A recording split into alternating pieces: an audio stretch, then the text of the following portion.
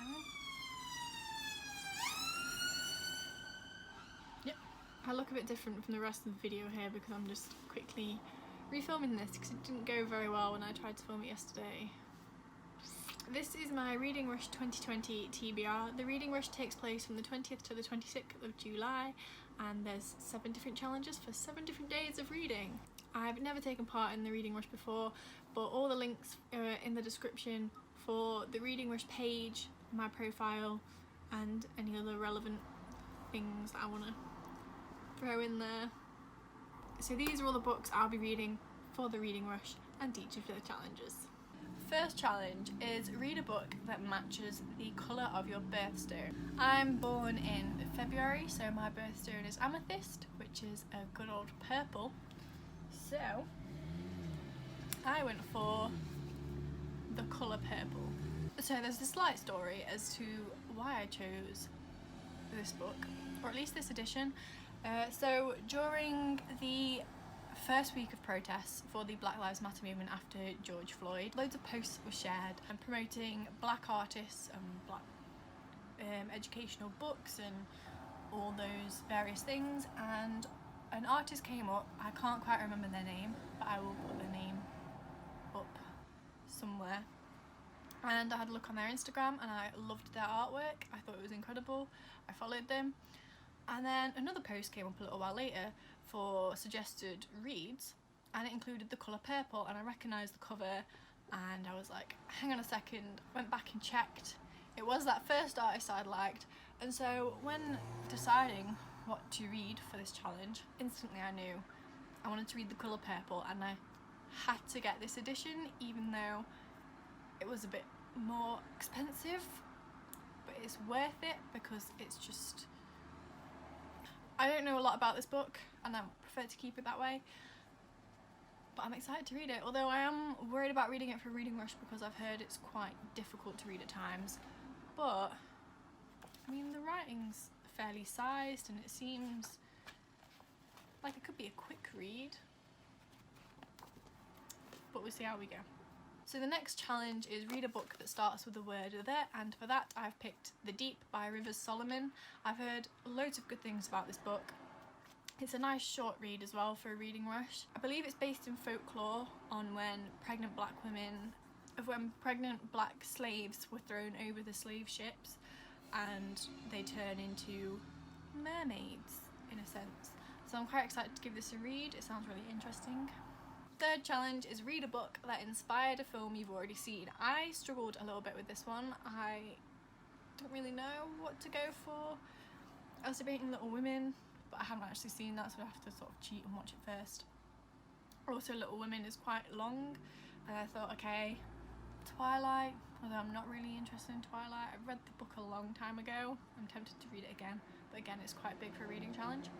But in the end, if you've watched my previous video, I said about The Lion, the Witch and the Wardrobe and the editions I had as a kid, and from making that video I decided to go and buy the closest thing I could find to the editions I have.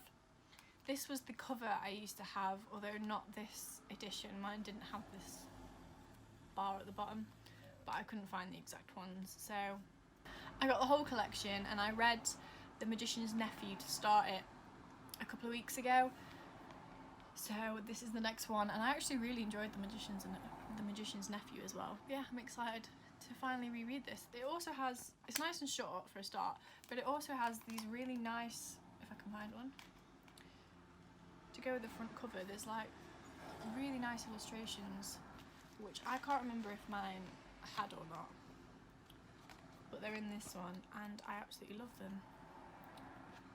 They're just such good books. Beautiful. This fourth challenge is read the first book you touch. I didn't quite know how to approach this one.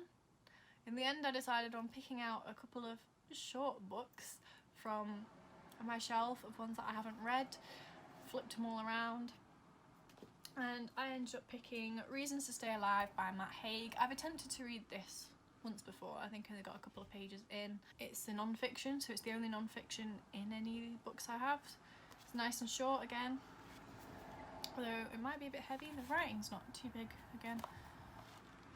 so we'll see how we go. The 5th challenge is read a book completely outside your home, and it depends on the weather for this one. We only have a tiny little square of grass outside. We don't really have a garden. It depends on the weather, like I said, as well, as to whether I want to sit outside. I don't know, I don't have a book specifically to read outside, but if it is decent, I'll pick probably one of these shorter ones. I'd probably go for the Lion, the Lich and the Wardrobe to read outside, because it's really quick. The 6th challenge, I can't say sixth challenge is read a book in a genre you want to read more of. So for this challenge I picked The Book of the Unnamed Midwife. I can't really remember what this is about either. I believe it's sort of dystopian, and it's a midwife travelling around in a dystopian post-apocalyptic-y kind of setting. So this is a sci-fi. I want to read more sci-fi at the moment. I've recently read Station 11. Oh, I need to put myself in the eye. I recently read Station 11 and I really enjoyed that. It was my first delve into sci-fi. But this one really intrigued me. I've heard quite a few good things. I can't remember what booktuber recommended this, but I picked it up and I've been waiting to try it. So hopefully I'll enjoy this one. The final book on the challenge list is read a book that takes place in a different continent. So I'm in the UK, so Europe is my continent. I was tempted to go for the easy option of America, there where a lot of books are set, but I wanted to push out and I wanted to read something from Asia. So I ended up picking up Before the Coffee Gets Cold, and it's a nice little read.